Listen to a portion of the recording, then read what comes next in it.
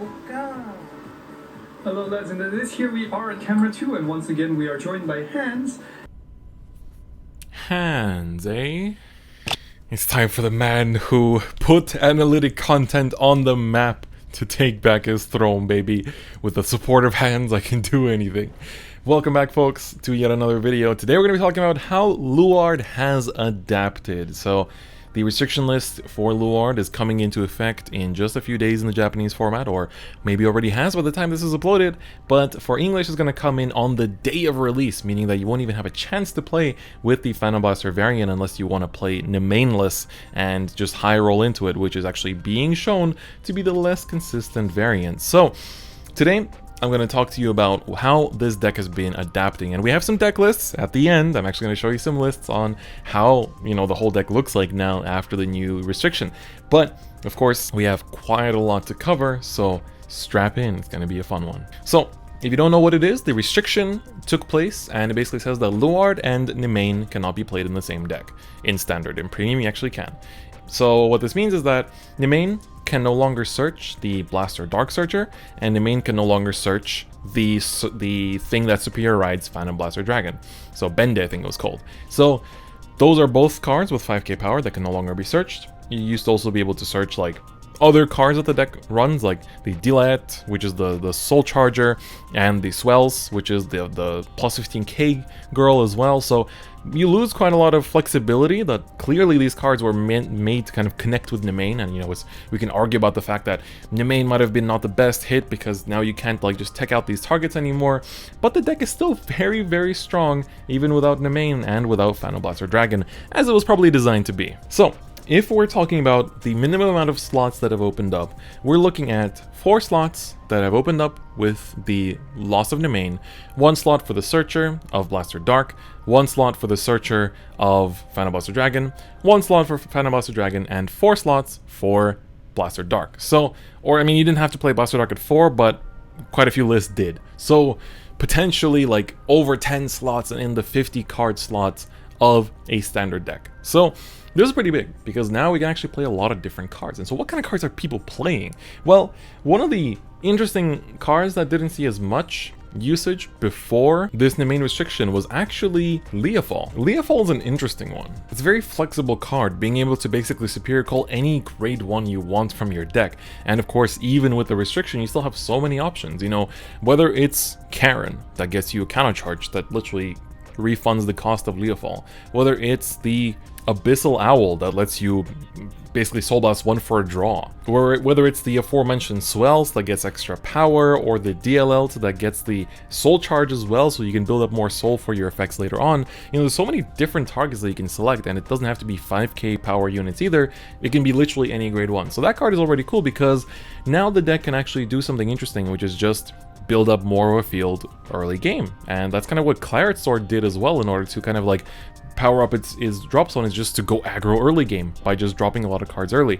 And so that is already one of the kind of like the backbones of the deck right now, and one of the things that helps us find it is the Knees. So Knees was a card that wasn't really run at all in the Luard list before, because Knees, like, the most versatile use of it is that it's another targetable retire. So you basically get to put it down and just pop something on the opponent's board, which has become more and more Luard's playstyle now. Just like popping 2 units per turn, which is also very nice. But Knees also works as a searcher. So now that you're playing 4 Leafall and 4 of the Draghard Luard, you actually have 8 targets in your top 7 when you ride the Knees, which is also very nice. So Knees putting in a lot of work, being able to be superior called by the Leafall itself too if you want to pop something early, and that's also very important because that way you can kind of force your opponent, especially if you're playing a Luard mirror match, to call more cards for their Luard sack 2, draw 1, retire 1. That way they have to commit more for that play that they otherwise wouldn't have if you weren't playing all those retired cards.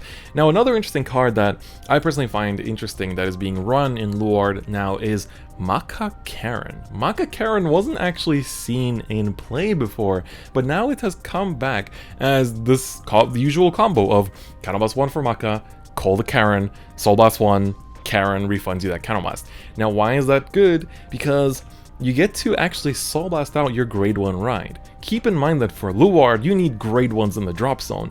So you can actually set up grade 1s in the drop zone faster than before, because now like you don't have the self-retire of the PBD searcher. Instead, you're gonna have to basically work for it a bit harder, and Maka Karen lets you do that by soul blasting on turn 2 and getting your grade 1 right out of your soul instantly. And you know, sure, it's an extra soul blast, but this deck doesn't really struggle with that too much because you have the ability to soul charge one extra card every single turn and still build up your grade 3s in soul through the Luard skills, so that's also very nice. So you know, Decklist is literally like the perfect example of like the card that you want to be using every turn, whether it's calling it from Luard's effect, Morfessa's effect. We didn't talk about Morfessa because she's not a new thing. Morfessa has been in there the whole time as like the multi-attack enabler, but you know, being able to just give yourself an extra soul is going to be good for you because you're soul blasting for quite a lot of stuff. You know, the Karen is one of them, but Abyssal Owl is going to be a soul blast quite often too. An interesting thing about Abyssal Owl that I learned from the gift VGCS is that you can pay the Counter Blast 1 even if the option to soul blast 1 is there. So in some games, if your opponent just like crits you early, gives you too much Counter Blast to work with, you can just like Counter Blast for it without using that soul, and you can save that soul for other things in the future, which is also pretty cool, I think. Now in terms of grade 3s, we've seen basically a decrease in count over time. So at first we were running the PBD engine, but now you're seeing just the 4 drag hearts, which are of course the core, the key component of the deck that lets you just superior ride and do the whole crazy shenanigans, and the card you're superior riding, which is the drag driver, which not only gives you the extra power as well as gives your grade 1s the base crit 2, but also, you know, Counter Blast 1 to just like pump out a whole new board for each Luard +1 in your soul. So that's also very, very powerful. So we're seeing a count of 4 of the drag hearts and then 3 of the drag drivers for a total of 7. Some people are still running the danger lunge simply because you can still like go for the immense kill that danger lunge offers, but some Luard lists just run it pure, and as we saw in the gift VGCS, it's perfectly fine to run it pure too.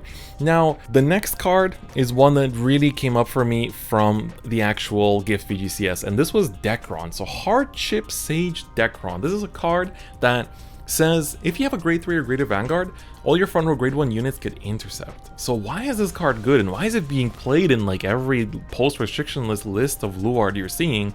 Well, that's because this is a grade 1 you can search out with a drag driver and with a Leafall, and it is also something that lets you actually fill up your drop zone with grade 1s too. You can quite aggressively call out whether it's the delay out or the swells, you know, for the big power column with the swells, you know, you can aggressively call them out and just intercept away without much of an issue. And it's like your opponent's going to be attacking you probably like 4 times at least with the Morfessa, so you need to be kind of ready to guard them off, but it's also a nice way of just like sustaining and putting in those grade 1s back into the drop zone. So, you know, the whole deck is a cycle, right? You're calling out grade 1s, you know, but before you call out your grade 1s, you have to be like putting them in the drop zone. You put them in the drop zone, and then Luard skill puts them back into your deck. Then you call them out again with a drag driver. Then you can use that intercept skill to intercept with them, put them back in the drop zone. Next turn, Luard skill, put them back in the deck. And hey, you're just recycling the same grade 1s all the time. You can actually keep doing that. You know, sometimes you'll have to recycle a drag driver if the game is getting extra long. And you know, in the Luard mirror match it could, depending on how much your Counter Blast choking each other. But it's pretty interesting. I like this addition quite a lot because giving your grade 1s intercept is pretty powerful. They are 10k blockers, and they're also ways to just recycle those cards, and that's also very cool. So whether it's Abyssal Hours or the Swells or whichever you want to be recycling, it's a great option for that. And finally, the deck list. So first thing first, I'll show you the most recent one, which is from Evlove, so from Ranko P, which is a Korean player. So they had a small tournament with post-restriction list standard, in which we can see a lot of the things we've been talking about. You can see the 3 Makas, you can see the 4 Leafalls, 2 Morfessas, 4 of the knees to find you those Luards and Leafalls, the 3 Karens, the 3 Swells, the 2 Intercept Enablers, you know, the 1 of the Soul Charge Makers, and you can afford to run low counts of these cards. You can see just 1 of these Soul Charger, because you can just recycle it thanks to the Intercept ability, and or just having to retire it yourself through your Luard skill, and you know, it's just the ability to run these one-ofs, like the Brandwin too, is just really, really good about this deck, and you can see how flexible this is looking. let's also take a look at, of course, the GIF VGCS deck lists that were very, very important. So here we can see Benjamin Thaver's list, you know, what we've been talking about. The 2 Morfessa, the 2 Karen here, you know, 3 Owls, and just like, oh, we see more Brandwins here, but you know, less of the kind of techiness. We still see a bunch of one-ofs in the Soul Charger, the Power Gainer, and Nightmare Painter. Nightmare Painter being an interesting way to supply soul to yourself and recycle it too. And so it's just a lot of interesting deck lists going forward. And also we can see here with Joshua Rakesh's build, which is actually basically the same one. So they're part of the same team, and they basically just, you know, worked on the build together, and we can see that come to fruition. So hopefully that gives you a good idea of how Luard will be looking like post restriction list once it goes into effect in the Japanese format, as well as when we get the deck with the new restriction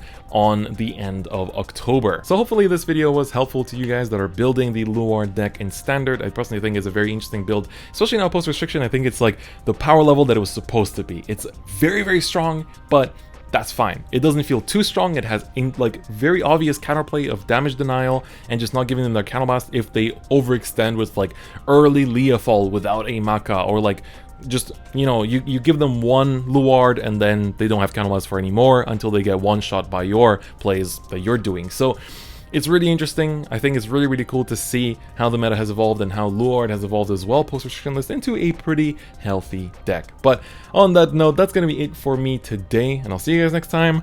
Bye-bye.